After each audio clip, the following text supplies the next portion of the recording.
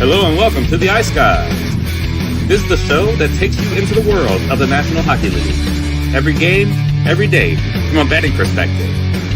With pro sports handicappers Ian Cameron, Alex B. Smith, and various guests from the world of hockey and sports betting. And now, here's your host, Ian Cameron.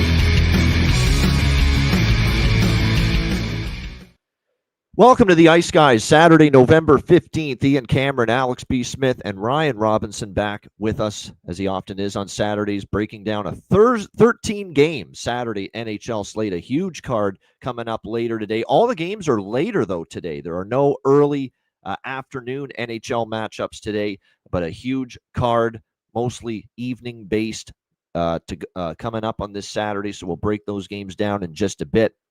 But first, we'll look back on what was a very busy, not a busy Friday, only 4 games, but a very solid Friday of NHL action. And after what we saw yesterday with not 1, not 2, not 3, but all 4 NHL games cashing the draw and going past regulation, it would have been sacrilege for me to not rock this shirt today on the Ice Guys show. Had to wear it. Absolute must to be rocking the draw season shirt today on the show after what we saw yesterday. Just wow. And look, I was only on 2 of the 4 draws that occurred yesterday in the NHL, but it started with Pittsburgh and Nashville over in Stockholm, Sweden, the first of 2 games that those teams will play back-to-back over at Avicii Arena in Sweden. And it was Pittsburgh getting a bit of a fluke bounce goal that Evgeny Malkin was given credit for to give them a 1-0 lead, and pretty much rode that 1-0 lead right into the late stages of the third period, when all of a sudden Nashville ties it in the final minute. And almost poetic, Philip Forsberg in front of his home country and the fans in Sweden scoring the tying goal. And then Nashville gets the overtime winner courtesy of Steven Stamkos for a 2-1 win against Pittsburgh, almost like they stole victory in that game. Did the Nashville Predators, trailing most of the way, and then absolutely finding a way to win at the end, 2-1 in overtime. But a nice win for Nashville. They will play again Sunday morning at 9 a.m. Eastern time against one another in Stockholm, Sweden. And then in the night action, we saw obviously Vancouver, Carolina. I'll give Vancouver credit. A lot of injuries. But they hung in there with Carolina, were toe-to-toe with them for most of that game. In fact, they led more of the game than Carolina did, but it was Carolina finding a way, tying the game on a Taylor Hall shorthanded goal, and then it was obviously Carolina getting the overtime winner on a rocket of a shot by Sebastian Aho for the 4-3 win in overtime against the Vancouver Canucks last night. Great result for me. We had the over and the Carolina team total over, which cashed with that overtime goal. So a 2-0 sweep. Best bet for the show was that Canes team total. So it was very good to hit that. We also had, of course, St. Louis and Philly. And so we had 2 games go to the draw: Pittsburgh, Nashville, Vancouver, Carolina. And those are the two games I did not bet the draw. And so Philly, St. Louis is 3-3 after the second period. And St. Louis erupts for 2 goals early in the third. By the way, it was a horrible night for Samuel Ersson. He was not very good in net for the Flyers. 5-3 St. Louis. I'm like, are you kidding me? He had 2 draws already. I wasn't on either one of them. And now it's 5-3 St. Louis, and the one I really loved, Flyers and Blues, is not going to cash now. But sure enough, never say never. Philadelphia responds with a couple of goals later on in the third period to tie it 5-5. And again, we get the draw there. That was Alex's best bet on the show yesterday. The Flyers Blues draw at plus 340. I was on that as well. So just when you think it's not, you're ready to lose hope, and the Flyers ended up tying it 5-5, and then they win it in a shootout. What a win for the Flyers. They didn't get great goaltending last night. St. Louis, it looked like, was one step ahead of them most of the game, but finding a way to win is what they were able to do. And what they did. So credit to the Philadelphia Flyers. Real gutsy win. Many times they could have said it's not our night, but they kept coming back, and they eventually win 6-5 in a shootout. And you talk about gutsy wins. How about the New York Islanders? Are you kidding? You just won in Vegas in overtime the previous night. You get in late to Salt Lake City, Utah. It's back-to-back in thin air and altitude. Mammoth have been great on home ice all year. And after a 2-1 deficit in the first period, you find a way to rally the troops, get the game tied, and then Matthew Schaefer, man, this guy is just unfrickin' real what he is doing as an NHL defenseman at 18 years of age. I mean, it's ridiculous the start to the year he's having. He's now leading the NHL in goals for a defenseman with the overtime winner on that one-time blast last night in overtime to beat Utah 3-2 in overtime in that game. Incredible stuff from this kid, and he's the entire package. Like, he can skate, he can obviously shoot the puck. He's a much more adept defensive player as a defenseman for 18 years old, wise beyond his years. He's got charisma and personality oozing out of him, as we see in every interview he seems to do these days. He's something else. He's got that superstar. Everything about him screams superstar in this league right now. And I know we're only a month into his career, and he's still only 18 years old, but that's the scary part. How is he going to be when he's 20, 21, 22, and the prime years start to arrive? How good could this guy be? I mean, just incredible. And he gets the overtime winner. And how about this Islanders team reeling off a nice win streak, feeling good, playing good hockey right now? And Matthew Schaefer, obviously a big part of it, no question. Alex, what are your thoughts on what we saw on Friday? I mean, it was a work of art, honestly, to see all 4 games go past the regulation. It first time that this has happened where you've had more than a schedule more than 4 games and all the games go past regulation, and people, like I said, the naysayers don't have much to say now about draw season. When you're talking about percentages now, 27.7% for the entire season. 34 of the 105 games that have been played just this month alone. That's 32.3% games going past regulation. Even if you're just sprinkling $5 on these plays, a couple of bucks. I've seen some people who literally been parlaying cents, change, rounding off, and that's a thing that I think all of us kind of do sometimes. We just round off something. We'll throw a little parlay for $1.25. Instead of throwing it on a 16, 17 parlay, put it on a draw. Just bet 1 or 2 of them if you haven't been betting these, and watch the plus 300s, plus 325s, plus 340, 350 prices come in while they're still around. Because at this point now, when you talk about 27 to 32%, the books are going to have to start making adjustments, and we're going to have to find ways to play things, and we're going to have to take what the books give us. Last night, I actually grabbed the live draw with the Isles and Utah at plus 280. Once I saw the other 3 games go past regulation, I said, let's just jump in on this and see where it goes. And we end up cashing that. But plus 280, plus 290 might end up being the norm, especially when you start seeing these teams that consistently go into overtime. So it's important to have multiple outs where you can bet these. Probably have to start looking at, the caveat that I've always, had been given out with the beginning of draw season. This had tapered off for a while, but I have noticed that a couple of books like Caesars, you've seen differences where the yes-no prop on overtime is a different price than the draw price. And in saying that, you may find better value in one spot or the other. It's not necessarily that they're just ripping you off with the yes-no prop like it used to be. I've seen where the yes prop actually is worth more than the draw on the 3-way line. So please shop around and look for that. And that's going to become more and more imperative as this trend continues to grow. We start seeing this continue at this 25, 27, 30% clip. Those prices are going to be adjusted, and you got to make sure that you're getting the best of the number.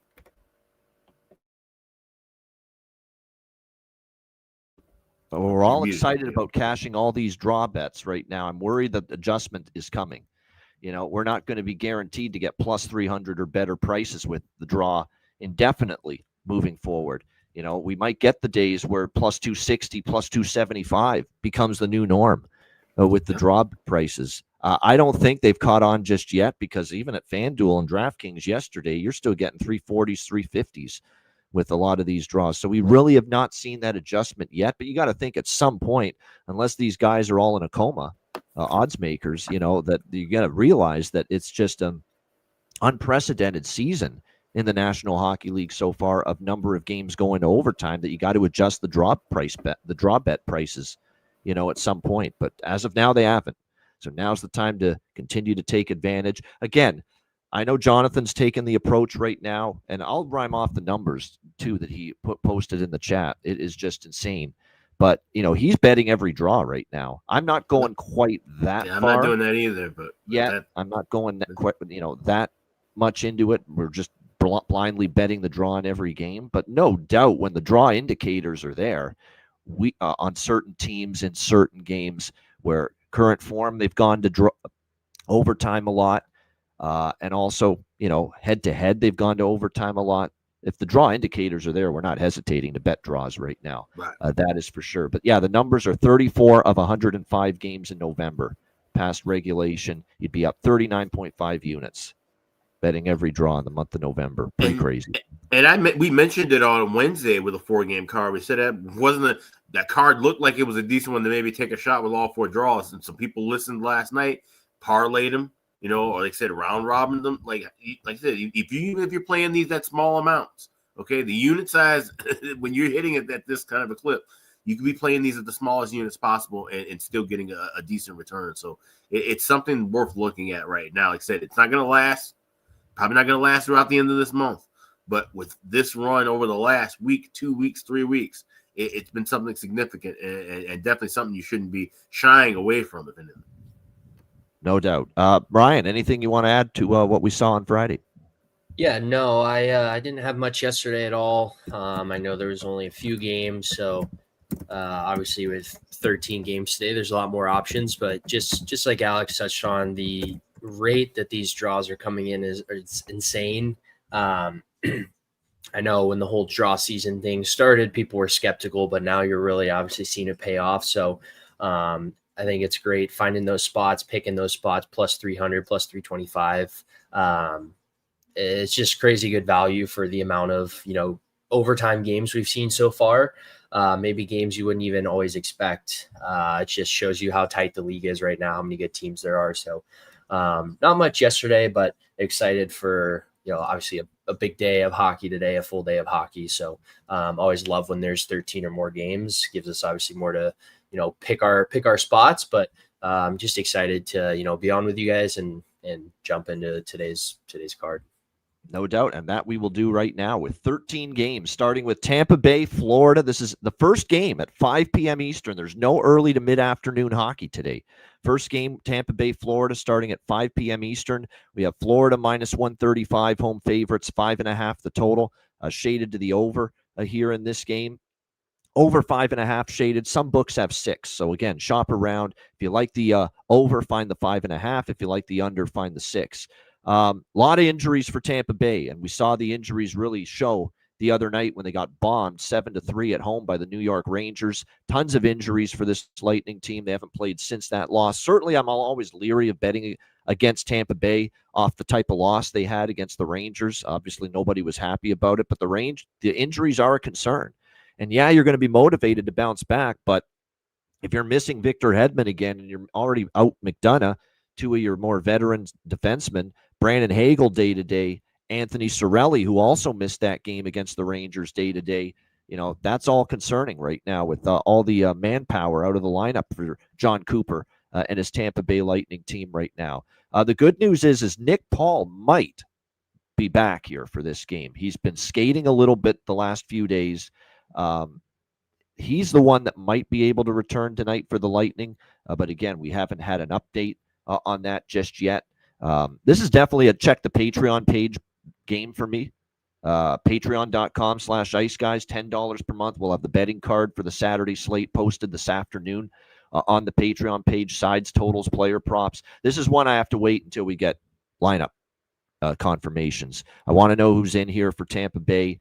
I have some mild interest in the Lightning, plus the price off the kind of blowout loss. I know Florida beat Washington, finally won 2 games in a row, coming back home from that West Coast trip, beating Vegas, and then returning home to beat Washington 6-3, and it was a pretty good performance. That being said, they did still get outshot 40-28. They did get a good performance from Daniil Tarasov, probably one of his better games that he's had since joining the Florida Panthers this season. You look at series history between these two teams, and Florida's had the better of it, certainly. 4 of the last 5 meetings they have won.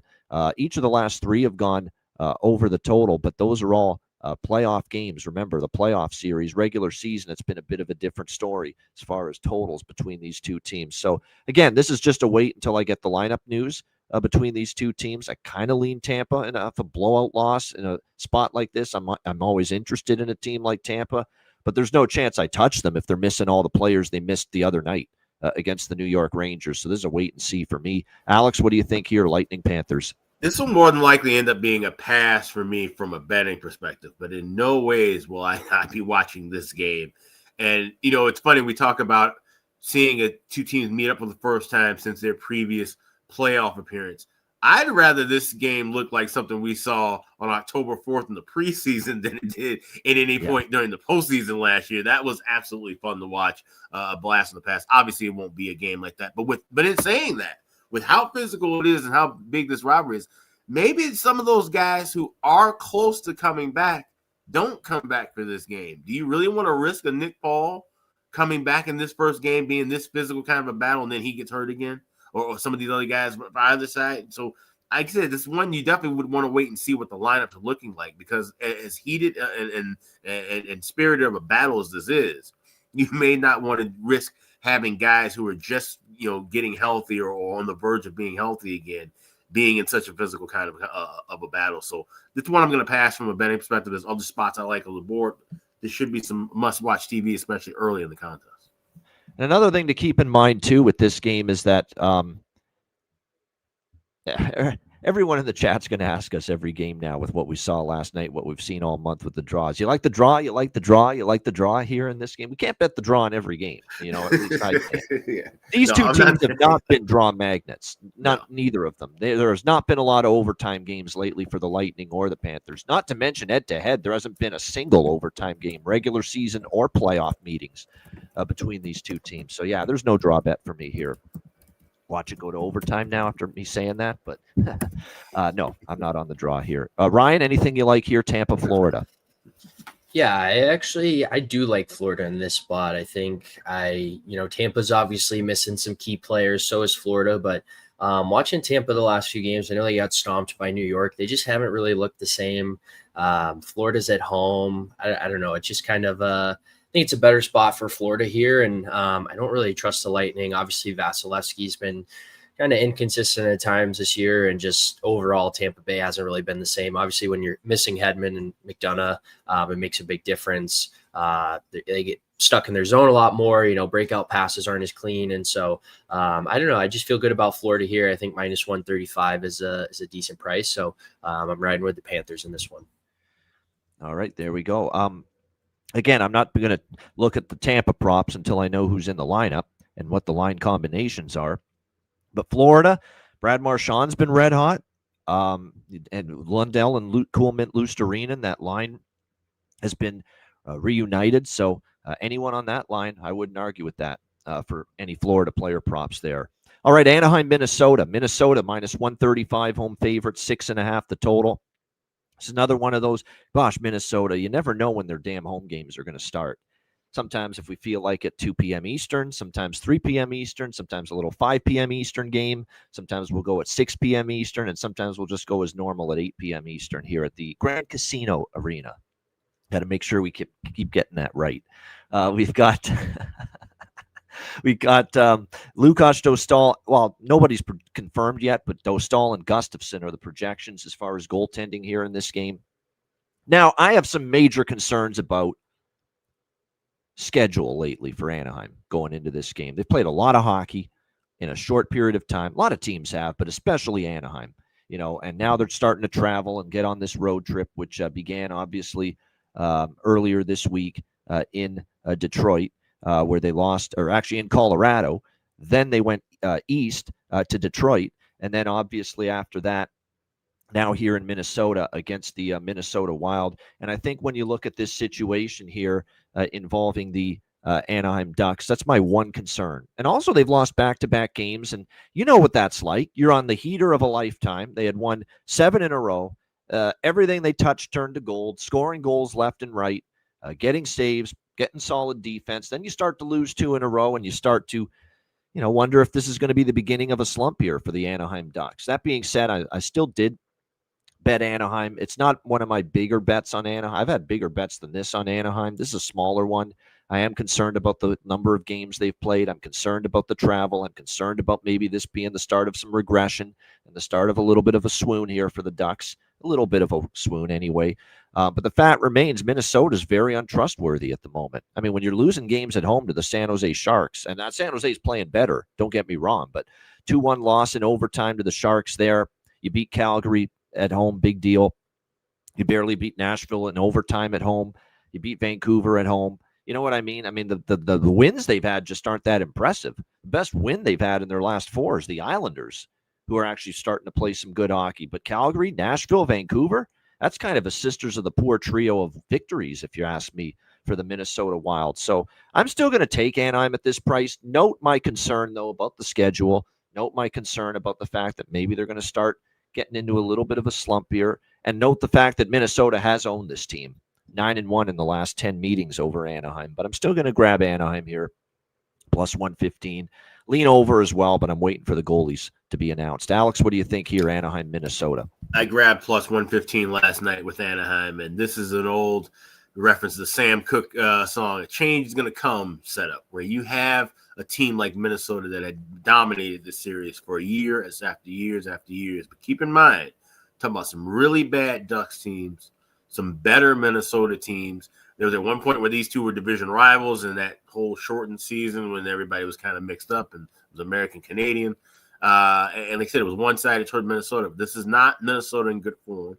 This is a fair price. At least we're seeing minus 135, not minus 185 or 195. With the Wild, the books have made the adjustment that this team doesn't play well at Grand Casino Arena like they used to do at XL Energy Center. So give me the Ducks here on the money line.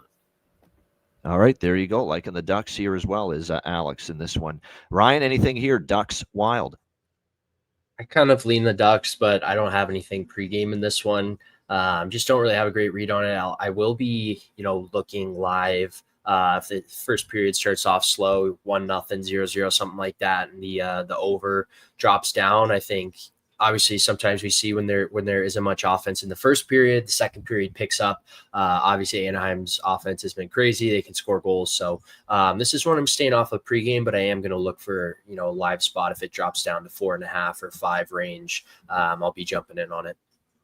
All right. Good stuff there. As far as props for me in this game, when you look at, hold on, why am I seeing NBA? There we go. NHL on my prop sheet here. There we go. Got to get the right sport picked here. There we go.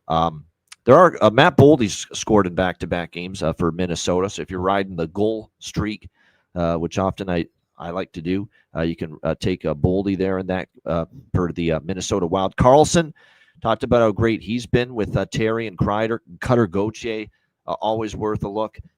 So those are a couple of the props I'd look at for the Anaheim Ducks here in this game. Granlund just came back from injury, and so did Ryan Strome. So the good news is Anaheim started to get a couple of their pieces back with Granlund and Ryan Strome both returning from recent injury stints. So a little bit of a healthier group now up front are the Anaheim Ducks. And Radko Gudas is knocking on the door of returning as well.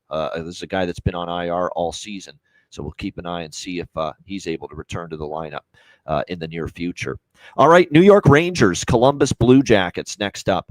We've got the New York Rangers minus 120 road favorites, 6.5 the total here in this game.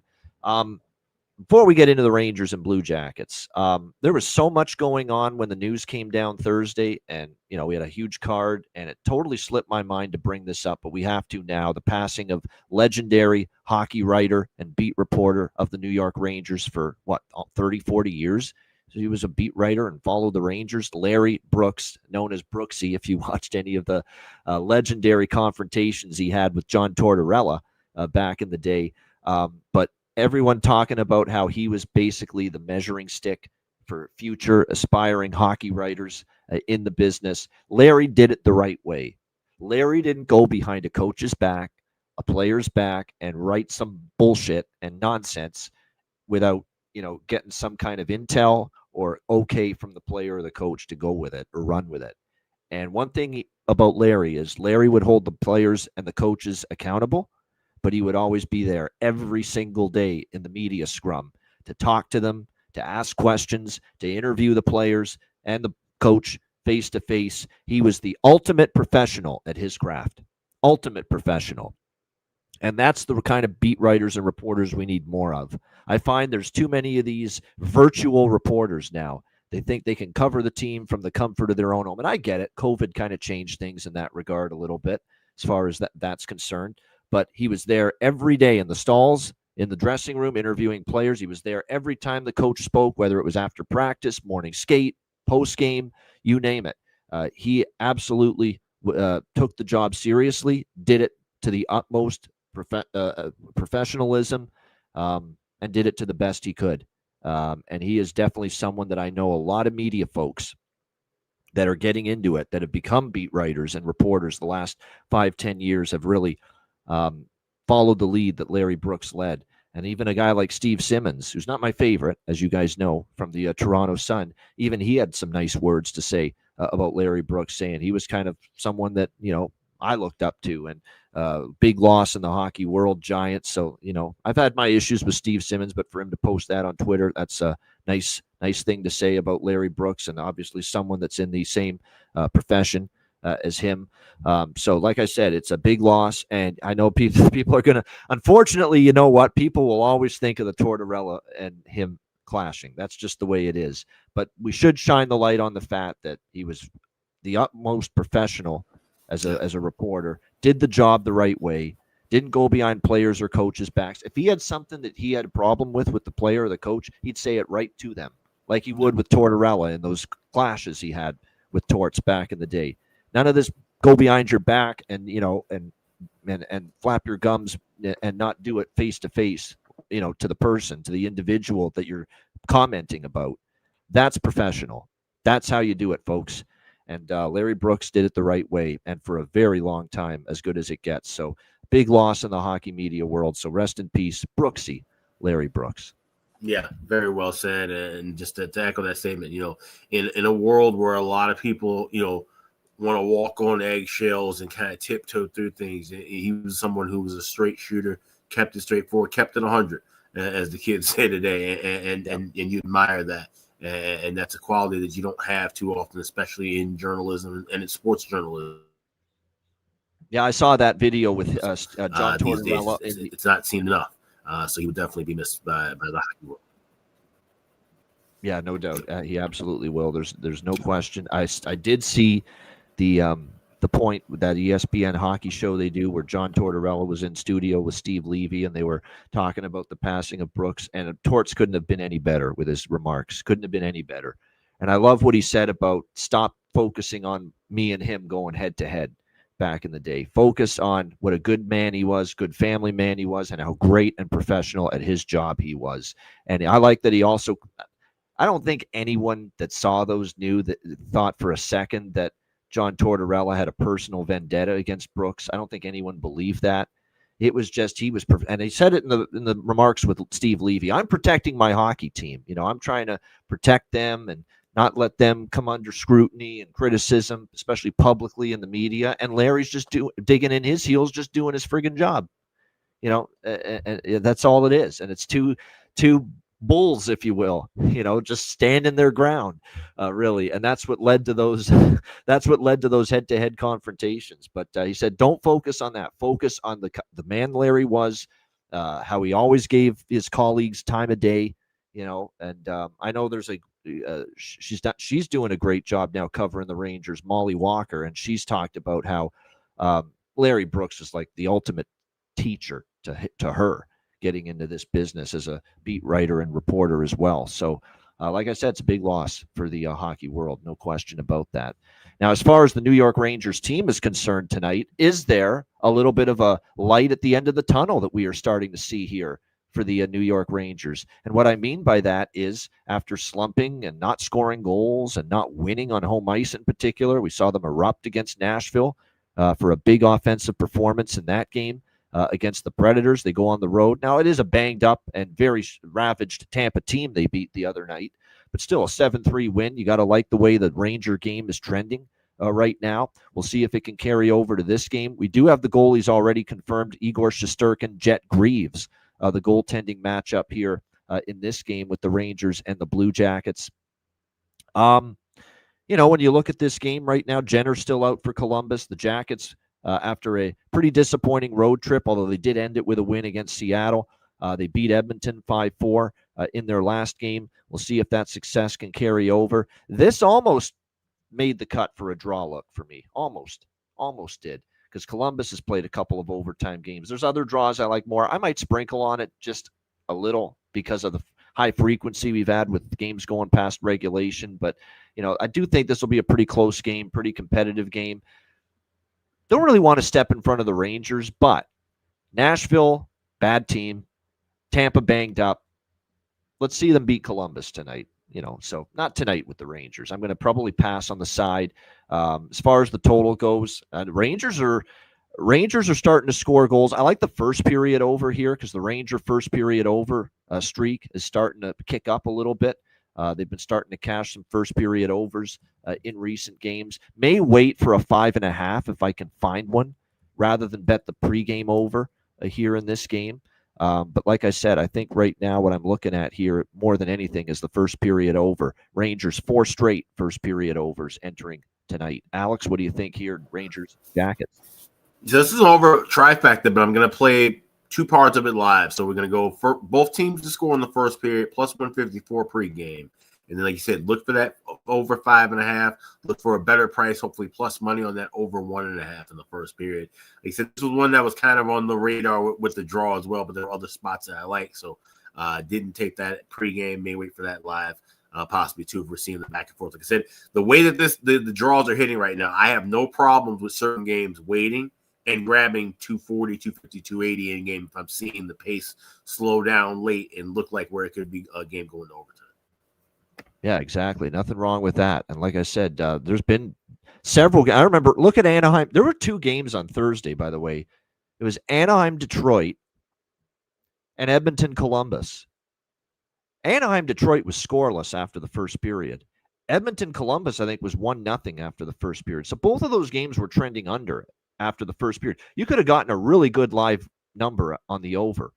And you know what the final of scores of those games were? They flew over the total. 5-4 Columbus and 6-3 Detroit after slow starts in the first period. It's a perfect example. It's not always the worst idea to wait and get a better number live in game. Certainly you can take advantage in certain games such as those 2 that stand out clearly on Thursday night. Flew over the total but got off to really slow starts scoring-wise in the opening period. Ryan, what do you think here, Rangers, Jackets? Yeah, I think this is another spot to kind of wait live, but I do lean the Rangers here. I think, they've looked better. Their offense is kind of starting to find its way. So definitely leaning New York here, but another game that I think there's, more plays out there and other games that I feel better about. So staying off of it right now, but I do lean with the Rangers. All right, there we go. Good stuff. Prop-wise here in this game, I'm still going to, if he stays up on the top line, didn't score the other night, but, I thought his effort was better. Kent Johnson, Del Bel Belluz, Luca Del Bel Belluz, reminds me of Bell Biv DeVoe when I think of that guy's name. Luca Del Bel Belluz for the Columbus Blue Jackets up there on the top line. That player is poison. Luca Del Bel Belluz there for the Columbus Blue Jackets. There's definitely value because both of them are on the top line. Lafreniere starting to get going. Trocheck, by the way, Vincent Trocheck, since they got him back, that's really where this started to go out in a upward trajectory for the Rangers. Yes. Big difference maker now back in that second line center spot with Lafreniere and Panarin. And now you got Miller's Zibanejad and the youngster Gabe Perreault starting to get a little chemistry going. Obviously, Cooley's line has been very solid and steady all year. All of a sudden, you got 3 decent-looking lines now with a Vinny Trocheck back from injury, which you didn't really have before. So certainly that has played a role, in my opinion, in the better play from the New York Rangers here these last few games. All right, we continue along here on this Saturday NHL slate. And next up here on the card, we've got, just waiting for the window to refresh. There we go, Boston-Montreal. Original 6. We got 2 Original 6 matchups on Hockey Night in Canada tonight. 2 of the 6 games on Hockey Night in Canada are Original 6 games, which is great to see. Don't see that all the time. Boston-Montreal. Montreal minus 150, home favorites. The total here sitting at 6 shaded to the over, 6.5 in some spots. You guys know what we're doing here. First period over, full game over. Absolutely, 100%. 9 straight overs for Montreal. They're not quite the run that Toronto has had with overs, which is now 13 straight, but 9 straight overs for the Montreal Canadiens entering tonight. So we're just riding that. And you would think Montreal, now Montreal might be looking to bounce back defensively, but you could say they need to bounce back offensively too, because they've only scored 1 goal in their last 2 home games, and the losses to LA and Dallas. So the offense has kind of struggled a little bit. I think Montreal might be a good side here, and I'm going to take Montreal first period puck line for sure, and maybe look for a live, better money line price on the Montreal Canadiens as well. But I think the first period puck line, I will take a shot with that. I expect them to come out strong. This is now 2 eggs in a row they've laid on home ice against Dallas and LA. I think there's going to be that strong start, and I think Boston too. The come down possibly for the Bruins after that long win streak got snapped by the Ottawa Senators the other night. Maybe they start to go the other way a little bit. So I like Montreal first period puck line. I'll look for a live money line price with Montreal better than this if I see it. And first period over, full game over, and the draw. Have to sprinkle on the draw too, because Boston has certainly been one of those teams involved in a lot of tight games, 1-goal games, and overtime games of late. So a lot going on here. Draw, over by Fecta, and a Montreal first period puck line pregame sprinkle as well. Alex, what do you think? Bruins, Habs. So I did grab the first period over last night. I got minus $1.30. That has moved now significantly. I'm seeing as high as $1.45, $1.50 at one book. So wait live and grab a better price with that adjusted. You can also do that with the full game total. I'm just sticking with the first period over as far as totals go. And then I did grab the draw. You can get that as high as plus 340 now. It's a better price than what I got last night at plus 325. All right, good stuff. Ryan, anything here? Boston, Montreal. Yeah, I got the first period over before it moved as well. Obviously, Montreal gave up 7 to Dallas last game. They got shut out. So look for them to, have a big bounce back game, a big response. Obviously, no one likes getting, embarrassed on home ice. So all I have is the first period over for this one. I really like that in this game. All right, good stuff indeed. By the way, I'm just noticing on Otto's chart, Chris's chart there, Chris Otto, that 5 straight first period overs for Tampa Bay. I think that might be on the card because of that. We'll see. I'm still waiting on the lineups, but that is probably what I'm most likely to be moving on if once I get the lineup confirmations in that Tampa Bay, Florida game, that first period over. Lightning, 5 straight first period overs for them entering today. As far as props go for Montreal and Boston, 3-game goal streak for Pastny. I mean, he's only plus 130, but he's the one guy you can pretty much count on most games, every game for the Boston Bruins to find the back of the net. Maybe Geeky as well for the Bruins. Husnadinov is up on that top line the last few games, so maybe look as far as him. Steves with Zacha and Arvidsson is not getting priced the same on that second line as Zacha and Arvidsson, so there's probably value there. For Montreal, Oliver Kapanen, I've always said that about him, that he's probably worth a shot here tonight. You would think this has got to be a night where if they're going to get the offense going, you need your big boys to step up. That would be Caulfield, Suzuki, and Slavkovsky. So we'll see if they can get things rolling here for Montreal. That's a good point, though, by Aaron. You're right. The physical, heavy teams have given Montreal some problems. LA especially, you could see it. Dallas was just a bad game. I don't think Dallas is as much a heavy team, but you could tell they struggled defensively in that game. We'll see if they can bounce back. They don't want to have 3 bad home games in a row, so I expect a good effort here from Montreal tonight. And like I said, now that Boston finally lost a game to snap their win streak, maybe they start to slide back a little bit. All right, New Jersey and Washington. We've got Washington minus 150, minus 160 in some spots here as home favorites. The total here sitting at 5.5, pretty much across the board in this one. Washington, not at all do I want them at this price. I mean, there's certain spots I like Washington in, like usually when they're closer to even money or an underdog. I took them against Florida. It was kind of disappointing the way they played in that game. Very disappointing for Logan Thompson. Might have been his worst game of the year for the Washington Capitals, and he hasn't had many bad ones. But he will be back in net for a chance at redemption. John Carlson, day-to-day game time decision with an upper body injury. Still without Pierre-Luc Dubois. I think a big reason, too, Washington's laying a sizable number is because of the injuries mounting for the New Jersey. Jack Hughes with the freak accident, unbelievable, crazy story. Sliced his hand at a team dinner.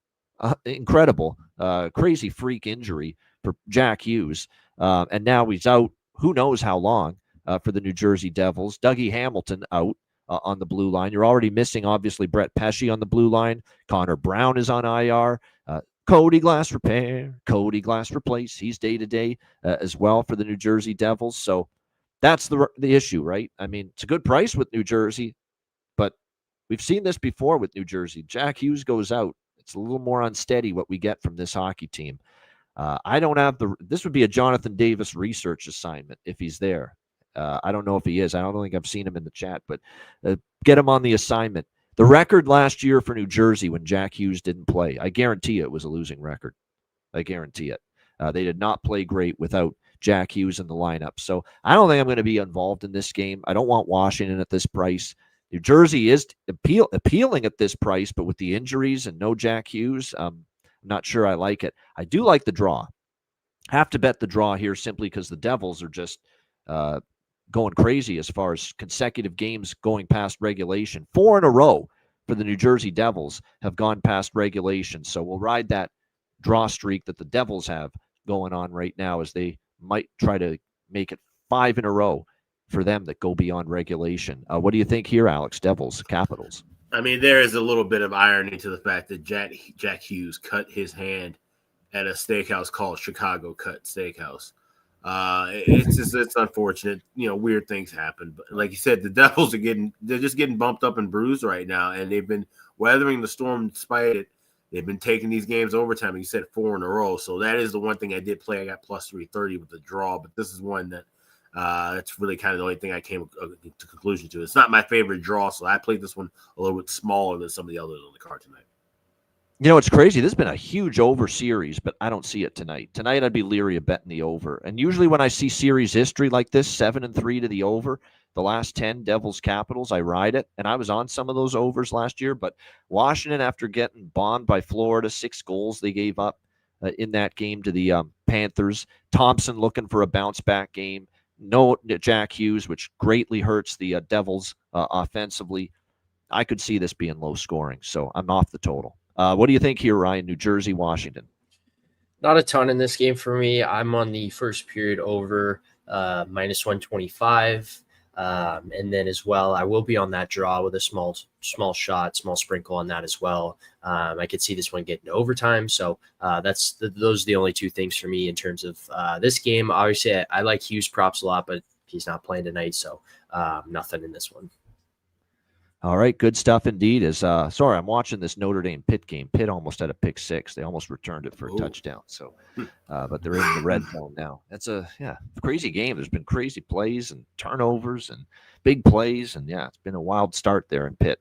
For those of you into college football, back to hockey. The draw I like here in this game. As far as New Jersey and Washington is concerned. As far as player props in this game, I'm riding the hot hand with Brandon Duhaime. 3 games in a row with a goal, and you're still getting plus 750 for him to find the back of the net. And hasn't he scored the first goal in a couple of these times when he scored 2? I mean, it's very unlikely it would happen again that he scores the first goal of the game, but crazier things have happened, and he's done it multiple times now. So Brandon Duhaime for certainly anytime goal scorer, plus 750 is the best. You get plus 3,500 for him to score the first goal of the game tonight. Just saying. Hey, it happened the other night, against the Florida Panthers. So, like I said, be interesting to see if he's able to get the first goal of the game here in this matchup between the Devils and Capitals. So that's definitely the goal prop I'm going to sprinkle on. Simone Nemec has scored in back-to-back games. I'll sprinkle on 10-1. He'll shoot the puck more now. He should look to shoot the puck more now. With no Jack Hughes, you need more offense from the blue line, in my opinion, and you need your defensemen to be a little more active and aggressive. So Simone Nemec, who had that just phenomenal game against the Chicago Blackhawks, the hat trick and the overtime game winner, maybe a sprinkle for him to find the back of the net as well, might be worth a look. Again, with the Gritschick and Mercer with Hischier, looks to be the top line tonight, so there's probably value on those two guys as well, playing with Nico Hischier on the top line. I'd look at probably Wilson, Protas, for Washington. And maybe this Justin Sourdif, who is on the third line, scored for Washington last game into the lineup and made an impact. So might be something to consider there on the capital side of things as far as props. All right, next up, as we continue along here, we've got, here we go, Toronto and Chicago, the other original 6 matchup taking place tonight on Hockey Night in Canada. We've got Toronto minus 125 road favorites, 6 the total. This is also why it's a 7 Eastern start in Chicago. They did it for Canadian television for Hockey Night in Canada. So that's why it starts at this time. We've got Toronto minus 125 road favorites, 6 the total here in this game. It's the best damn streak in hockey. You know what I'm doing. It's actually an over by Fecta because Toronto now is on a first period over streak too, but full game over as well.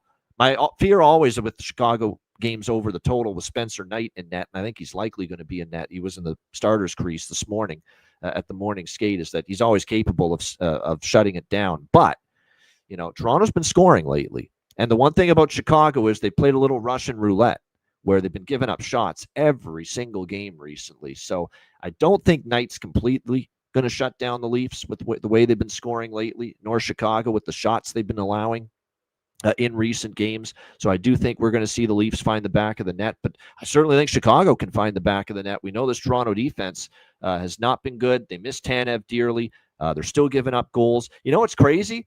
It felt like they played a better defensive game against LA. They focused more on defense finally. And at the end of the day, you look up and they still gave up, 35 shots and still gave up 4 goals and lost the game. That's where Toronto's at defensively. I mean, that's how low the confidence is with them as far as keeping the puck out of the net right now. So, yeah, 13-0 to the over for the Toronto Maple Leafs entering this game tonight. 13 straight Leaf games have gone over the total. Let's ride the wave, baby. First period over, full game over. This is going to be a little draw sprinkle for me here with Leafs and Blackhawks. Be careful taking the lead. Well, I don't want the Leafs anyway. You know, they're struggling. They're on a losing streak. They're laying a price on the road. I don't want that. I'd maybe even dabble in Chicago a little bit. Chicago has done well against Toronto in this building. The last few years, the Leafs have lost some absolute heartbreakers here at United Center in the Windy City. I remember there was an overtime loss. There's been this has not been a nice place for the Leafs over the years. They did win here last year, but that was the exception. Going back further, Chicago had won 3 of 4 here at United Center, and also a strong over series history. 7-3 to the over, and 3 straight games in Chicago between these teams have gone over the total as well. So just to recap, over by Fecta, draw, probably a little sprinkle for me on Chicago as well, plus 105. We might see Joe Woll back. Joe Woll's activated. It sounds like he's going to be getting the nod tonight for the Leafs. It sounded like that yesterday when I looked at when I heard the press conference. Stolarz is still day to day. I don't think we're going to see him. I don't think they're going to put Hildeby in. I think they want to get Joe Woll in there. His first game up from the American League and that conditioning stint he just had. And we like Joe Woll. We think he's a very good goalie, but is he going to be good for all this time out of the lineup, all this time away, and his first start back at the NHL level this season? You know, that remains to be, with a defense that's, let's be honest, I'll say the word, ass. A defense that's ass in front of Joe Woll right now. That could be a challenge for him here tonight. What do you think here, Alex? Toronto, Chicago. It's funny. I was hoping that this was going to be an Arvid Soderblom start for the Blackhawks, which is something you probably never heard me say before and something I probably won't say too often. But the case in that was the fact that he actually played well against Toronto, a 2-2 record, had a save percentage of .911, a 2.46 goals against. But it's Spencer Knight in net, so felt comfortable with backing him, of course, as well. Grabbed plus 115 this morning before the line moved. I still like it at $1.05 or even money, so try and get plus money if you can. I also did grab the draw last night, plus 340. Of course, with the draw, we like overtime goal scorer sometimes. I'm going with Mr. Connor Bedard to get the game winner at 55-1. I know Terry likes that. He likes Bedard anytime goal. I also have a bargain bin coming from this game as well. By the way, I forgot to mention this. A lot of moving parts. Obviously, we know who's out for Toronto. There's Stolarz is dated. Lawton, Matthews is still out. Tanev's still out. But for Chicago, Frank Nazar, day-to-day, but might return tonight. Game time decision, according to Jeff Blashill. Same thing for Tyler Bertuzzi. day to day. We'll have to wait and see tonight if he's in. I can tell you that there is one guy that is back tonight, and it's Andre Burakovsky.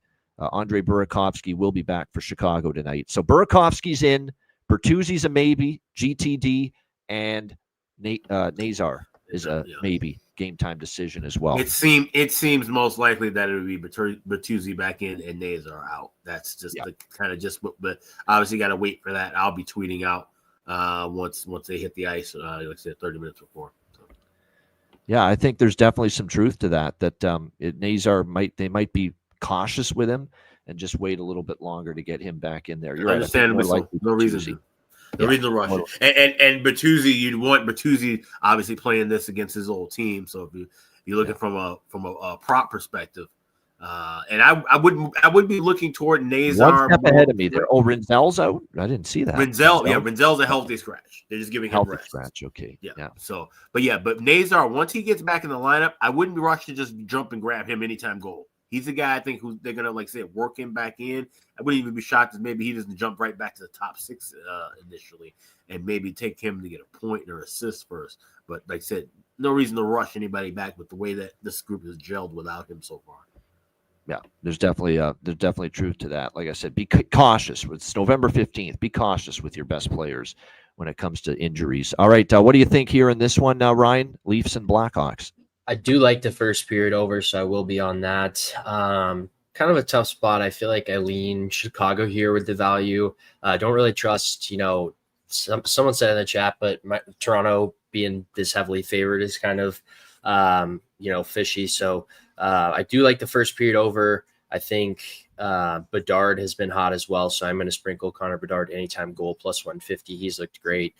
He looks like a man who's on a mission to try and make Team Canada. So I see him finding the back of the net tonight. And then I did check Twitter. Someone sent it, but Hughes out 8 weeks because of that cut. That's insane. It must have been pretty bad if, he had to have surgery and now he's going to miss 2 months. So just wanted to mention that is insane that he's going to miss 2 months. Just terrible luck. It must have been pretty serious. So that's all I have for this game, though. Yeah, it's just you almost can't fathom it. That this has happened to Jack Hughes. There's no question in the New Jersey. And 8 weeks is now the confirmation that's what it looks like he'll be out for them. So just awful news. And obviously we know how important he is to that New Jersey team. No question. Prop wise in this game, I just wanted to mention that a couple of props that I definitely, Alex was one step ahead of me with Bertuzzi. If he's in, I'll be betting Tyler Bertuzzi against one of his old teams that'll find the back of the net. Bedard's on a 4-game goal streak. Burakovsky back in the lineup. He's on a 2-game goal streak. Bobby McMahon, I like. Me and Bobby McMahon, plus 320 for the Leafs. He's been really good for them lately. Got him going against LA the other night. So that's a goal prop I'm interested in. Nick Robertson's more of a goal scorer on the road than he is at home. So this could be one of those Nick Robertson nights as well. So those are a couple of props I'm eyeing in that game. Buffalo, Detroit. We've got Detroit minus 160, home favorites, 6.5 the total. A good bounce back, much needed win to stop the bleeding for the Detroit Red Wings, beating Anaheim 6-3 the other night, noting that they had several days off, chance to practice, and it looked like it because they played a much better game. The Red Wings beating the Ducks 6-3. They'll be looking to build on that here tonight against this absolutely struggling, reeling, decimated Buffalo team. Not only struggling to win games right now, but obviously battling a ton of injuries as well. Buffalo is very much depleted at the moment, and it continues to be that way. Currently entering tonight, missing Benson, Danforth, Kulik, Norris, Zucker, and that's been a problem. John Gibson confirmed in net for Detroit. Colton Ellis is projected for Buffalo, but we don't know yet who's going to be in net. It's really been all over the map for the Buffalo Sabres. It's like Russian roulette, musical chairs with the goaltending. You don't know who you're going to see in net because they got all 3 guys up there right now. UPL picked a pack of pickled peppers, Colton Ellis, and Alex Lyon. They're all up here with this Buffalo team right now, but none of it matters with the defense struggling. Look at this team during the 5-game losing streak, and the last 4 losses, they've given up 3, 6, 5, and 6.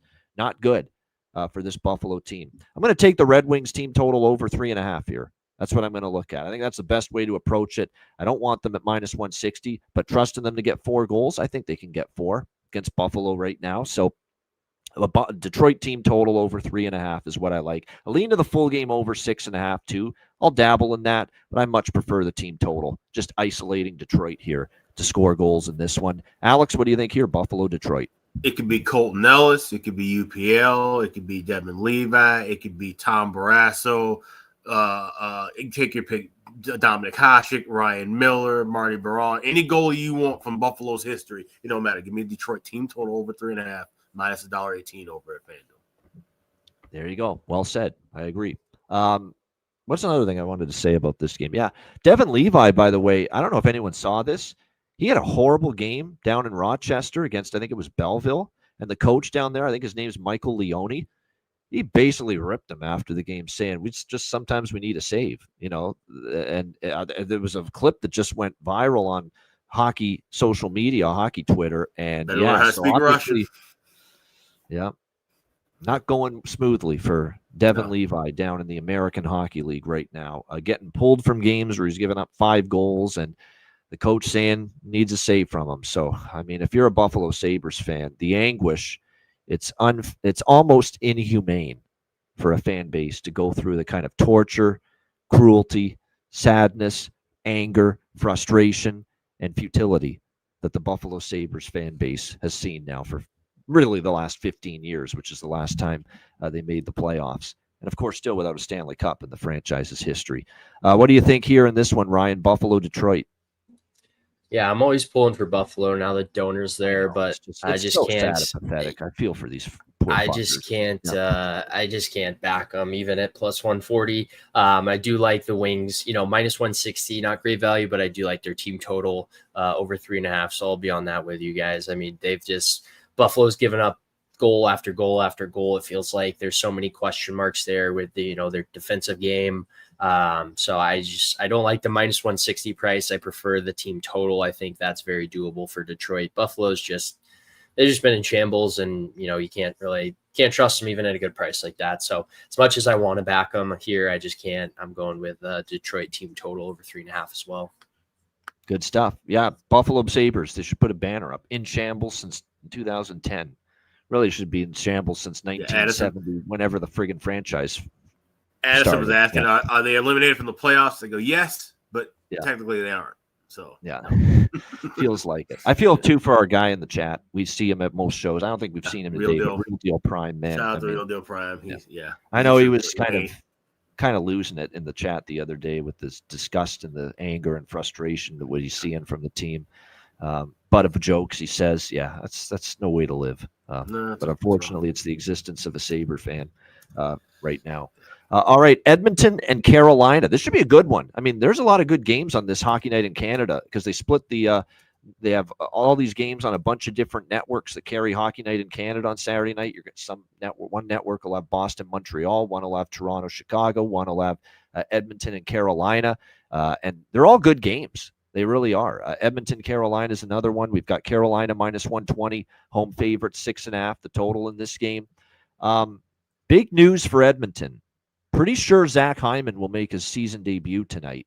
They have circled this game for him to make his return, and at least sounded that way a few days ago. So keep an eye on this. This might be a Zach Hyman return to the lineup tonight for the first time this year for the Edmonton Oilers. Stuart Skinner confirmed in net for the Oilers in this game tonight. It looks like Freddie Anderson, who's been day-to-day, remember he left the game against Washington with that headshot he took against the Capitals, had to go to concussion protocol. He didn't dress last night. Will he start tonight's the question? It won't be Kochetkov because they used Kochetkov last night against Vancouver. It's either going to be a returning and available Freddie Anderson or it's Brandon Bussey, more than likely, who's gotten a bunch of starts this year for the Carolina Hurricanes with it's been both goalies. There's been starts Bussey's made because Anderson's been out, and there's been starts he's made because Kochetkov's been out for the Carolina Hurricanes. So there's a chance it could be Bussey here tonight. Again, our friend from Raleigh, who's on the show on Thursdays, David, has pointed it out. They're playing much faster. You see it last night. What a pace game that was. Vancouver and Carolina, up and down, up and down. When Carolina's got their defense in order, they don't play that way usually, but they're playing that way now. I think Rod Brindamore knows, got to outscore our defensive concerns right now. with this team. So this is another one where I kind of lean with overs here. May wait for a better number live. 6.5 might wait, take a chance that we get, a little bit at least of a slow start between these two teams. Worth noting, Carolina 7-3 to the over in their last 10 games. So they've started to pick it up as far as that's concerned. So I'll probably bet first period over and maybe wait a little bit, see if I get a better in-game number with the full game over here in this one between Edmonton and Carolina. So I'm on that and just want to confirm the recent results to make sure I like that. Yeah, we have to. I mean, what did we see here? 6 of the last 10 Oiler games have gone past regulation. Yeah, we got to sprinkle on the draw. Carolina went to overtime last night against Vancouver. So, yeah, the draw for me here as well. Alex, Oilers, Hurricanes. I was going to say draw pregame, and then I'm waiting for the over by fact to end the game. Like I say, trying to grab a 6, trying to grab a little bit better adjusted price with that 1.5. But definitely liking the draw here. Like I said, Edmonton's been a team that's played tight. And especially if it's Bussy. Bussy's one of those kind of goalies that I feel like, he gives them a fair shake. And like I said, he's been able to fill in for whether it's Anderson or Kochetkov injured. Carolina having some balance there in goal. That's what's keeping them afloat. So nothing on the side pregame, just the draw. But then we'll be trying to look for a better adjusted number with the overs. Yeah, like I said, Edmonton's been an over machine of late. East versus West. So, again, no team's going to be concerned if the other gets any points out of this game.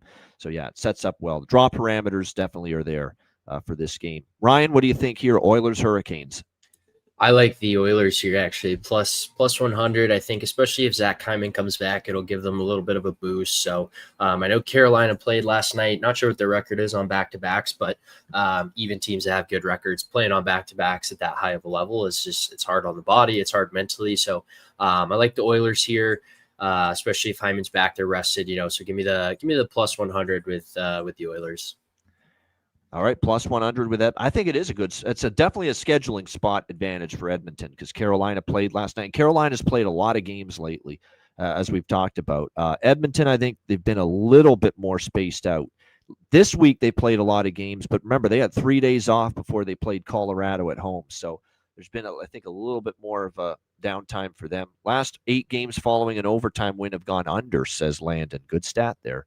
If you follow into trends with that. But like I said, this is a team that's definitely changing their spots a bit. The defensive injuries, we're obviously seeing them play a quicker pace, score more goals, give up more goals without Jacob Slavin, who, of course, is the big one. Now they have Gostisbehere and Miller back on defense, but still Slavin's the big one. He's their best shutdown defenseman, and you're seeing the effect. There's definitely scoring and giving up more goals as well to compensate for it. All right, LA and Ottawa. We've got the Ottawa. It's pretty much even money here. Minus 110 on both sides. The total here, 5.5 in this game. Look, they got to give the Kings their due. It's been a nice road trip for them. They're playing well. And, kind of begrudging of me to say that. But, they're playing well. They beat Pittsburgh. They beat Montreal. They beat Toronto after falling behind 2-0 in that game. They deserved to beat Toronto. They outshot them, outchanced them heavily.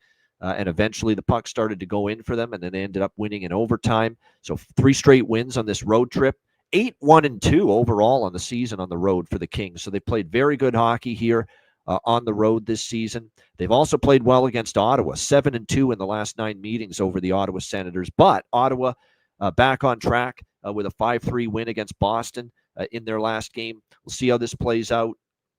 I think I kind of want to bet Ottawa here, but I don't know if I want to step in front of the LA streak here on this road trip. But this is a pretty cheap price to me with Ottawa. But they have struggled with the Kings. Not sure I want to totally get in the Kings' way right now. But after the wins against Pittsburgh, Montreal, Toronto, maybe they feel a little puffed up and they're due to get pushed back down again a little bit. So I definitely lean Ottawa.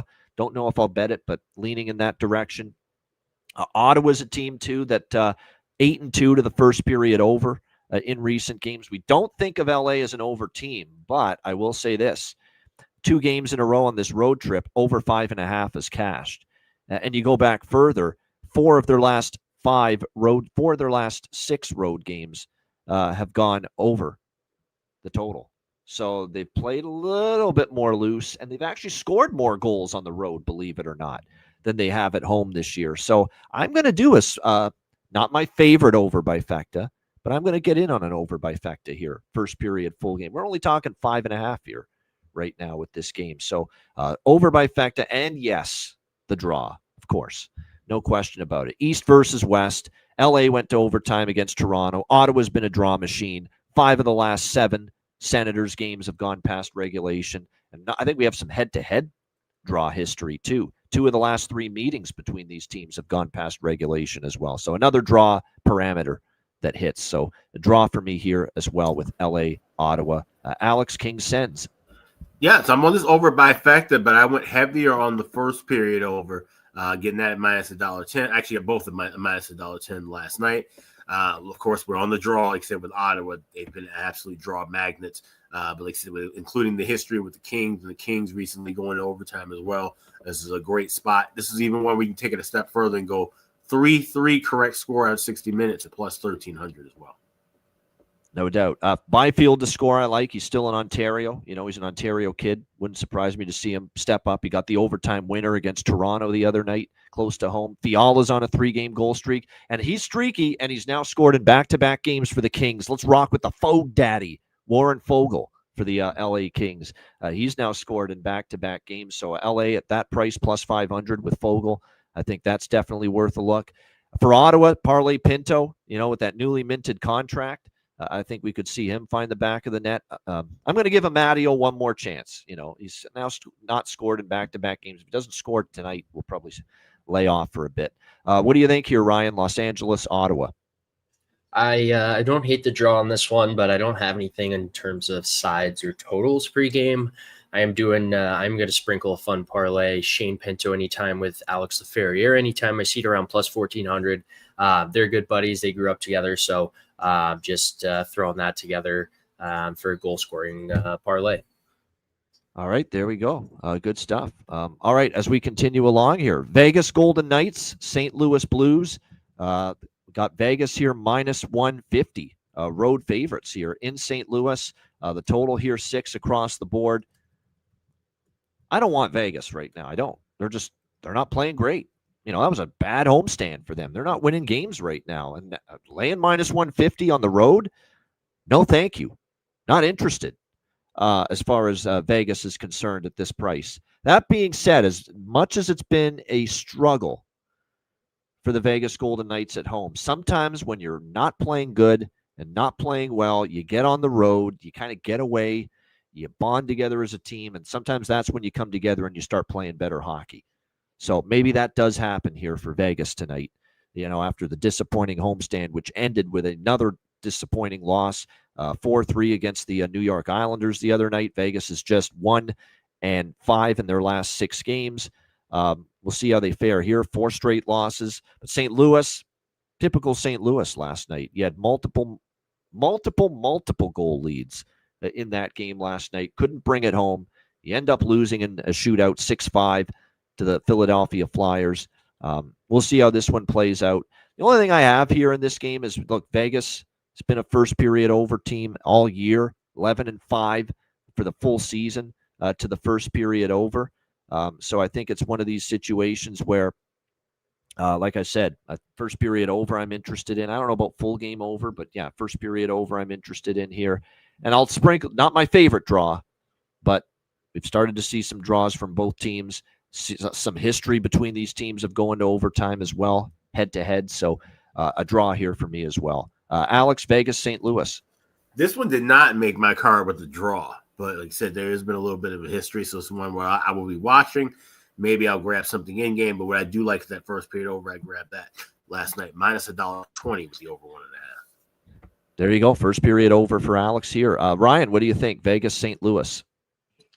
Yeah, this game, I don't love this game. I mean, my initial thought would be Vegas, but not at the minus 150 price. So this is, in general, a pass for me. Yeah, I don't know how people would be shocked by that. Mitch Marner got walked by J.G. Pajot on that overtime goal. Of course he did. That's what happens to Mitch Marner half the time. Yeah, I mean, see, Toronto Maple Leaf fans know all about that. So, yeah, that's what you get. And, yeah, the Mitch Marner honeymoon period might be ending because his offense has been sporadic lately, and we're starting to see some typical Mitch Marner, not always adept enough away from that puck. And we're starting to see that for the Vegas Golden Knights. But like I said, that is an interesting game. As far as goaltenders are concerned, it's expected to be Joel Hofer for St. Louis. And, it's been a dicey season for him. And Akira Schmid still projected to be the netminder for the Vegas Golden Knights, with Aiden Hill still on IR and still rocking with Akira Schmid. I don't think they're going to give Lindbaum a chance unless they absolutely have to. Holloway, absolutely. He's getting it rolling. I know, they're still having a hard time winning games, but Dylan Holloway's starting to put the puck in the net. So absolutely, Dylan Holloway, goal prop. Very much interested in that. And you can find it as good as plus 310 at FanDuel and BetMGM. So definitely liking the goal prop there for Dylan Holloway for the St. Louis Blues in that game. For Vegas, I'd look at close shave Barbashev with Eichel and Marner. And I'm going to give Braden Bowman another shot. Still going to get looks, still going to play on the power play. It looks like Braden Bowman, after making his NHL debut the other night, will take another shot with him there as far as a goal prop tonight for the Golden Knights. All right, Philadelphia Flyers and Ryan's Dallas Stars. We've got the Dallas Stars minus 200, home favorites, 5.5 the total in this game. Dallas returning home from that Eastern Canadian sojourn through Ottawa and Montreal, where they ended up winning in overtime against the Sens and thumping the Montreal Canadiens 7-0 in their last game. Now return home to face the Flyers. We'll see how they fare. Interesting to note that Dallas 9-1 in the last 10 versus Philadelphia. So they've certainly played well against the Flyers over the years. We'll see if that continues. Tricky spot for the Flyers. They had to play a game that went past regulation last night against St. Louis. They get the comeback win, though, in a shootout 6-5.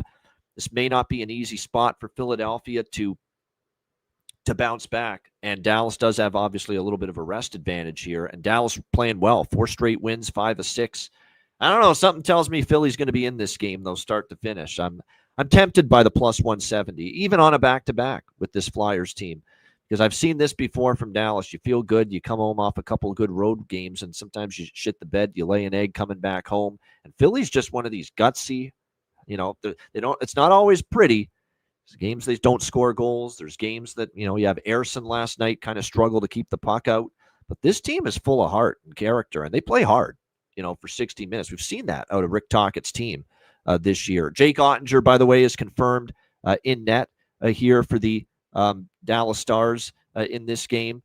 Something to point out there. And, of course, for Philadelphia, we should see Dan Vladar get the start, obviously, with this being a back-to-back situation here for the Philadelphia Flyers. So we should see Dan Vladar in net in this one. I'm leaning Philly, but I like this draw quite a bit. Philadelphia has been a draw machine lately. 3 straight games for them have gone past regulation. 4 of the last 5 as well have gone past regulation. So I think there's a chance we see that continue. And the game in Dallas last year, head-to-head, Flyers versus Stars, last March went to overtime here in this building. So I really like the draw. Lean maybe just a sprinkle on the Flyers, and that's what I'm looking at here in this game. Alex, what do you think, Flyers Stars? One of the first things I bet last night was the draw here at plus 350. Like I said, we've seen incredible OT runs with both these teams. And like I said, I've seen the last meeting with these two go past regulation as well. But that was a great price. All right, good stuff. Ryan, what do you think here? I know you've been impressed with the Stars lately, but what do you see for them here tonight hosting the Flyers? Yeah, I think if anything, you have to take the Flyers. They're at, I think it was plus 180 range, plus 185. If you were to take Dallas in any way, I think taking them to win from behind at any point. DraftKings has that at plus 250 for them. They, outside of last game, they've been a team that likes to get in a 2-0 hole at times. For whatever reason, they find ways to win, find ways to get points. They've been incredibly frustrating lately. I actually bet them to miss the playoffs a couple weeks ago because Ottinger hasn't been good. Dallas hasn't. I just don't think they have the same forward depth, but for whatever reason, they find ways to win. They find ways to get points. I don't understand it. I think last game was possibly the first, maybe 2 games this year, 3 games this year, they looked good. The rest, I don't think they've looked good at all. So Philly, if anything here, there are a lot of good props, though. I know Wyatt Johnson has been red hot. I believe Dallas's home power play is first in the league. They're operating at like 45% or something absurd at American Airlines Center. So looking at any of those power play points, I know Miro's been getting assists on the power play. So really any of those power play points, Miro's plus 120 or Mikko's plus 120, Robo's plus 140, Wyatt plus 150. So really look for their power play to stay hot at American Airlines Center. But just for whatever reason, I don't know, Ottinger's been kind of off this year. I don't think Dallas has looked great. So I'm taking a small shot with plus 185 on Philadelphia. It would be very Dallas Stars to score 7 against a good team like Montreal, and then just come back and shit the bed against Philadelphia. So Philadelphia or nothing here, as well as some of those point props, power play props with guys like Wyatt and Mikko that have been really good lately, but nothing totals or team totals in terms of Dallas, because they've just been way too inconsistent for me. Yeah, that's fair. And like I said, this spot troubles me for Dallas, but they are playing well. Maybe they keep it rolling. And Philly is on a back-to-back, but you're right. I've seen instances where Dallas in this spot doesn't always get it done. And we'll see if they can avoid that here tonight in this game. Total, I'm not involved here. I think Philly, too, is going to want to play a much tighter game after what we saw last night. That for a guy like Rick Tocchet, especially, that was far too much up and down pond hockey for his liking last night against the St. Louis Blues. So I think Philly will be looking to tighten things up a little bit here tonight. As far as props, you mentioned a bunch of them on the Dallas side that might be worth a look. For me with Philadelphia, we talked about Mishkov did not score last night, but still value there with him, in my opinion, on the top line. All right, Winnipeg and Calgary. We've got Winnipeg minus 135, road favorites, and the total here sitting at 5.5 across the board in this game. First of all, I don't want Calgary, but I'm not overly impressed with what I've seen lately from the Jets, to be quite honest with you. I mean, that's a troubling loss the other night against Seattle. That's supposed to be your bread and butter, bringing home a lead in the third period. When you've been at your best, you've been locking things down, and that hasn't been happening at times for the Winnipeg Jets. 1-4 in their last 5 games, all on this road trip, 5-game road trip so far. 1-4 on this road trip to this point. So, like I said, it's not been overly tremendous here from the Winnipeg Jets here on this road trip. So, like I said, I'm not rushing to lay minus 135 with Winnipeg. Calgary's off one of their more complete performances. They were dominant against San Jose, but the problem with Calgary is you outshoot San Jose 36-17. You're all over them. You're in the offensive zone most of the game. And that game is 1-0 late, and you need an empty net goal to salt it away. That's the problem with Calgary. When they dominate a game, it's still a stress fest for them to bring it home into the win column. And we saw that again against San Jose. So this is a game where, there's not many passes on the board, but pregame not involved here. Side or total in this game. I could only lean under with Calgary right now. They're the biggest under team. There's not many true blue dead nuts under teams right now in the NHL, but Calgary's one of them. Because Wolf has started to play better. They are capable defensively, and they just have a hard time scoring.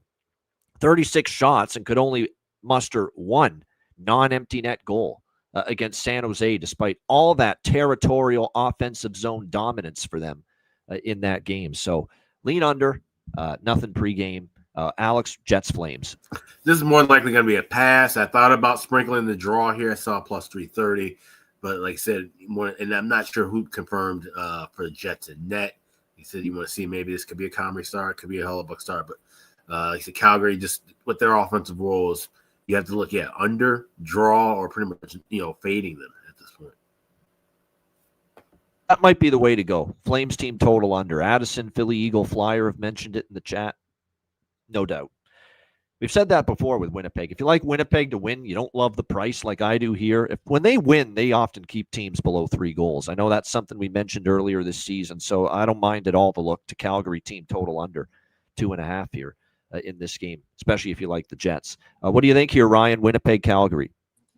Yeah, I like Winnipeg on this spot. I think minus 135 is a decent value for them. So can't trust Calgary at all, even at home. Their offense has just, not been there this year. So I think if anything, like you guys said too, the under is a good look. But I'm on Winnipeg money line here. Might even look at regulation to try and get a better value. But that's all I have in sides and totals in this one. All right, good stuff there. Yeah. By the way, I'm gonna, now that I see it on Chris's chart, 4 straight first period overs for Winnipeg. I'll get involved with that. Small bet, but we'll get involved a little bit in that. The first period over with Winnipeg on a little bit of a streak to that regard. And you got to think after the loss to Seattle, start fast and then maybe park the bus with the lead if they are able to get it, and then it slows down after that. So the way that these teams played, this may be a good game to go goal in first 5 minutes for insurance and then wait and try and get a better price in game for that first period over. Yeah, that's definitely an approach to take potentially here as well. Not bad in case you'll be able to get a better line during the game. Here's a prop that I'm going to sprinkle on here, though, is Iafallo for Winnipeg. All of a sudden for him, back-to-back games with a goal for the Jets. And you can get him in that plus 500 range. So I'm liking that. Dustin Wolf is confirmed, by the way, for Calgary in this game to start. We just don't know yet who's going to be in between the pipes for the Winnipeg Jets. Again, I get the feeling this might be a calm restart, but again, we don't know that as of now. All right, final game, San Jose, Seattle. Seattle minus 150 home favorites. Total here sitting at 6 across the board in this game. This is definitely one of these situations where, San Jose, you wonder if the loss, and they start to lose a couple, could they be about to do what Anaheim's done, where, Anaheim goes on a win streak. Now they've lost a couple. Maybe that's going to happen here for San Jose, coming off the loss to Calgary, where they just got dominated. They got flat out, they got curb stomped, even though they only lost 2-0. They were in their own zone the whole night, no question. But I like them here in this spot at this price, plus 130. And this is more so, I don't know if I trust Seattle to win 2 in a row. It's been a while, I believe, since Seattle has won 2 in a row. Credit to them. They had a good third period against Winnipeg the other night. But this Seattle team, has been certainly up and down. Yeah, I'm just looking at it now. They're 0-3, their last 3 off a win going into this game tonight. And the draw might be worth a look here, too. San Jose, 4 of their last 10 have gone past regulation. 4 of the last 7, 4 of the last 8, rather, for Seattle have gone past regulation. So we're going to go dog and draw here. San Jose plus 130, a little bit on the draw here as well. Alex, Sharks, Kraken. Yeah, I'm right there with you. I like the dog a little bit more here, but I will sprinkle a bit on the draw as well, considering that history. And like I said, I think this is a good spot to back San Jose. I don't think they're going to go on in the tank, pardon the pun, right now. And like I said, Seattle's a team I don't trust off of a big win, an upset win against a much better Winnipeg team. He said this is not a team that we can trust to string 2-3 in a row. I don't see it here. So give me the Sharks and a sprinkle on the draw. Sprinkle on the over by Fecta for me here, too, for 2 reasons. It's a series history, very, very strong to the over with these 2 teams. And we got the old, it hasn't been as, we've kind of abandoned it, and as far as betting it blindly. But San Jose off a shutout loss, and we know the off a shutout loss angle last year was pretty good for first period over, full game over for teams in the next game after a shutout loss. So, yeah, we'll dabble in the first period over and the full game over, especially because, the full game over is only 5.5 here in this game. And by the way, as far as goaltend, and that's another factor too, we've got Joey Daccord on IR, which means you're getting one of either Philip Grubauer or Matt Murray in net for the Kraken. I don't trust either guy. And I know Matt Murray's actually been solid in a couple of his starts so far, but long term, I don't trust him. So there's another plus, I think, for looking at a first period and or full game over here in this game. Ryan, last game, what do you think? Anything you like here? San Jose, Seattle. Nope. I had the same thoughts as you guys. I'm going to sprinkle the draw, but I do like San Jose here at plus 130. Much like Chicago, they're fun to watch whether they win or lose. They have some of that young talent that's, fast-paced, high-flying offense. So give me San Jose here. I know, like you mentioned, Decord's out. Seattle hasn't been great. They win a game, then they lose 2. So just don't trust them even off a win like that. So give me the Sharks plus 130 and then a sprinkle on the draw as well. This is starting to become a concern, and maybe the Rangers kind of saw this with him before they traded him, but another Capo Caco injury. He left the game against Winnipeg the other night, day-to-day now, and we'll see if he suits up tonight for the Seattle Kraken, but obviously not what they want to see going into this game tonight.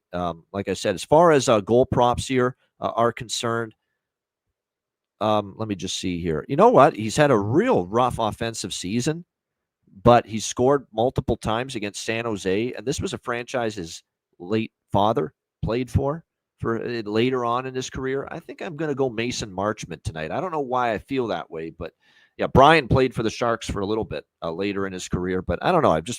Mason Marchment might be time, and looks like Mason Marchment might be with Matty Beniers and Eberle tonight, so he's certainly going to get opportunity to put the puck in the net, get more minutes, and get more opportunities. So like I said, it hasn't been a scintillating offensive season for Mason Marchment compared to what he was doing in Dallas the last couple of years, but plus 340. And I feel like he might be live to put the puck in the net here tonight for them in this game. All right, great stuff. Great Saturday card. Trust me, you're going to want to sign up if you haven't already to patreon.com, because the card for me is going to be big. And I know I've rambled on about a bunch of bets in all these games, and it's hard to keep track of all of what I've said. You got to rewind to hear about it. Don't put yourself through that torture. Just go to the Patreon page later, be a member, and every bet I place will be there on the card for Patreon members. So make sure you get on board if you haven't already. Also, check out wizardsportspicks.com. Big card going up on the website today. NHL and college football, the focus for me today with the premium picks. So make sure you check that out. It's been a, like I said, profitable run on the website, 63-53 all sports streak, 21-14 NHL streak, 32-25 NFL and college football run. So make sure you check it out. And all the great handicappers. It's a great roster on the website. I'm there. Alex B. Smith is there. Matt Robinson's there. Make sure you check it out, wizardsportspicks.com. And I'll be doing the Sunday Beyond the Line show tomorrow. Check that out on the Wizard Sports Picks YouTube channel. And as I mentioned, patreon.com/iceguys, just $10 per month. Goalie charts, totals charts, all the bonus content. We have a live betcast exclusive to Patreon members on the way later this month. So make sure you get on board before that. And of course, our daily betting card, sides, totals, player props posted each and every single day on the Patreon page. So make sure you check that out. And again, $10 per month. Your subscription goes a long way to supporting the show. Patreon.com/iceguys. And also check out the Ice Guys store at iceguys.myspreadshop.com. You've got 2 days left to save 20% off of all orders that you make. Hit the redeem button at the top of the page, add your items to your cart, and 20% will be taken off at checkout. We've got the new bargain bin logo. We've got the draw season merch. We've got the Get Franked merch, the regular classic logo that I'm wearing. You can get all of that right now and save 20% off. 2 days remaining on that. That's right now at iceguys.myspreadshop.com. All right, great stuff. Check it out. 2 days. Get on board with that great deal and the discount at the Ice Guys store. All right, bargain bin special of the night and best bets coming up right after we hear from our great Ice Guys sponsors.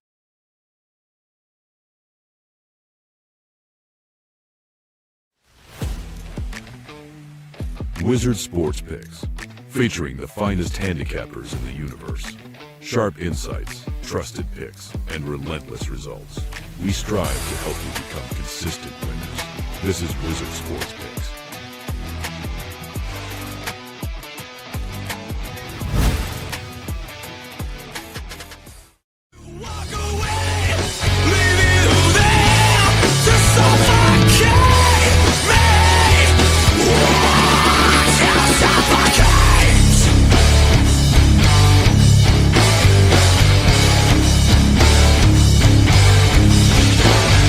Praise for yourself, we none of this.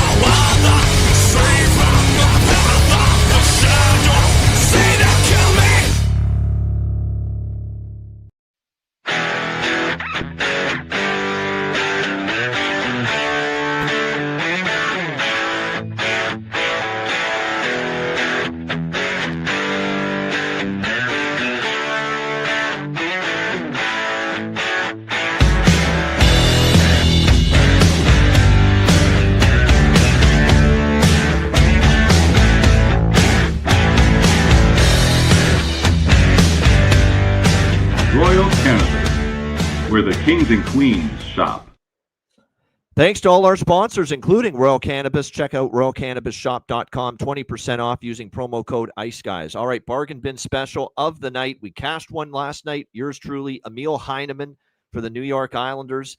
Gets at least one bargain bin in the win column for us for Friday. We'll see how we can add to it tonight. And by the way, before I go around the horn and ask everyone for their bargain bin special, shout out to Jonathan Davis for mentioning this. It's worth a sprint. It's not my bargain bin, but Jordan Spence, now with the Ottawa Senators, former member of the Los Angeles Kings. He's playing his old team tonight. And remember, he got treated shabbily down the stretch, not getting enough minutes. Numbnuts P-Brain, head coach there, Jim Miller, just didn't play that guy enough or as much as he should have. And it was kind of a disenchanting exit for him in L.A. I think he wouldn't mind sticking it to the Kings tonight. So, 10-1, Jordan Spence, as Energized says in the chat, and Jonathan Davis, I know, likes that. A shot with Jordan Spence to find the back of the net tonight for the Ottawa Senators. I'll take a shot with that. Again, it's not my bargain bin, but like I said, I do think it's worth a shot, no question. Well worth a sprinkle on that. All right, bargain bin special of the night. Alex, what do you got?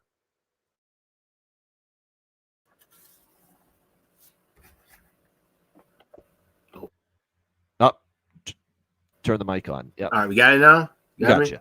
Okay. All right. I'm having some issues, but if you guys can hear me, we're going with Chicago, Toronto. I've got a pair of Blackhawks that I'm backing right now, and these are both at decent prices within the bargain bin range. You get one at plus 310 and one at plus 320. We'll go with Ryan Green, anytime goal scorer. That's at plus 310. He's had some decent looks and some chances on that second line playing center. He's had some quality chances, and I think he can get one in tonight. Get him at plus 310. I'm also going with Ryan Donato, the artist formerly known as Elephant Hands. You can get him as high as plus 320 anytime goal scorer. So those are my two picks for tonight with the Hawks, Ryan Green and Ryan Donato. Hopefully both get goals for the Hawks against Toronto. My bargain bin special for Saturday night. There we go. Ryan, Donato, and Green for the Chicago Blackhawks for bargain bin special of the night for Alex B. Smith. Ryan Robinson, what do you got for bargain bin special of the night? Yeah, I've had some good luck with these. I've hit 2 of my last 3, I think, on the show with these. So I'm going first team goal scorer again. Give me Jason Robertson plus 510. He's a streaky guy, like a lot of goal scorers. He'll go 5 or 6 games without a goal, and then when the floodgates open, they open. So obviously 2 goals last game, a goal before that. He's feeling it now. He mentioned it in post game that once one goes in, you're feeling good. You're shooting it more, and good things happen. So give me Jason Robertson, first team goal for the Dallas Stars tonight, plus 510. That is my bargain bin tonight. All right, there we go. All right, my bargain bin special of the night when it's all said and done. Let me just see. I had it up there. Hold on. There we go. All right, give me 1 sec here. We've got a couple screens freezing here on me. Yeah, technical issue. What else? Yeah, what else? Yeah, no doubt. But yeah, definitely as far as a bargain bin special of the night for me here tonight. Yeah, Dylan Holloway. There we go. Our guy. There we go. I was just waiting to see the current price. There we go. Yeah. Dylan Holloway plus 310. He's on a streak. He's bargain bin material worthy. Let's rock with him. Dylan Holloway plus 310 for the St. Louis Blues. We will roll with that for a bargain bin special of the night. Oh, you know what? I'm going to tack it on. It's a little, again, he's slumping. But I don't know. He's up on the second line, scored against this team in the past. Now with Beniers, Mason Marchment, I'm going to put that as a bargain bin too. Plus 340 for Seattle. So there you go. Mason Marchment plus 340. Dylan Holloway, St. Louis plus 310 for my 2 bargain bin specials for this Saturday night. All right, best bets. Alex, what do you like for best bet? Yeah, let's go up to Canada's capital. We got Ottawa taking on LA, and I like the first period over in this spot. You can get as cheap as $1.10. With that first period over 1.5 with Kings and Sens. That's my Saturday best bet. All right, first period over. Los Angeles, Ottawa. Best bet for Alex B. Smith. Ryan, best bet. I'm taking similar to that. I'm going up to Canada as well. Give me Boston, Montreal, first period over. Montreal's off a shutout. Both teams have, high-powered offenses. So give me the first period over in that game is my best bet. All right, there we go. First period over. Best bet for Ryan Robinson. And my best bet here for this Saturday NHL card. let's keep it simple. If it ain't broke, don't fix it. 13 straight overs for the Leafs. Toronto, Chicago, over 6, minus 120. Minus 120 is the best price out there right now with that. Let's see if we can go 14 straight games now for the Leafs over the total. So Toronto, Chicago, over 6, minus 120 for my best bet here for this Saturday NHL card. Shout out to everyone in the chat. Hit the like button. We appreciate it very much. Great Saturday show. Great Saturday card. Very much excited about it and looking forward to seeing how it plays out. Hit the like button on the way out. Reminder, the Ice Guys is live 7 days a week. Monday is a delayed start, but we're on Tuesday to Friday, 2 p.m. Eastern, Saturday, Sunday, noon Eastern. If you can't watch the show live, download the Ice Guys podcast in audio form on all major podcast platforms, Google Podcasts, Apple Podcasts, Spotify, Stitcher, iHeartRadio, Amazon Music, and more. Download the Ice Guys podcast when you can't watch the show live. For Alex B. Smith and Ryan Robinson, I'm Ian Cameron. Have a great Saturday. Enjoy the games and good luck, and we'll be back with you on Sunday, noon Eastern, for another edition of the Ice Guys.